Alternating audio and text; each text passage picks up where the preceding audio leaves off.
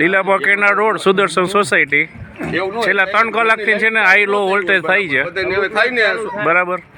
કેટલી કમ્પ્લેન્ટો કરી છે પણ કોઈ સોલ્યુશન હજી આવ્યું નથી.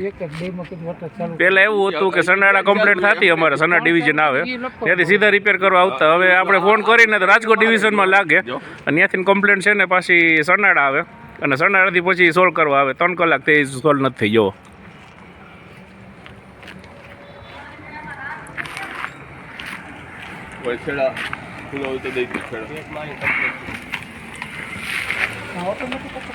જો છે જો 3 કલાક ઉપર થયું છે, હજી આ પ્રોબ્લેમ છે, હજી સોલ્વ નથી થયું. કોઈ રિપેર કરવા આવ્યો નથી. 4 કમ્પ્લેન્ટ કરી છે, કમ્પ્લેન્ટ નંબર છે ટોટલ.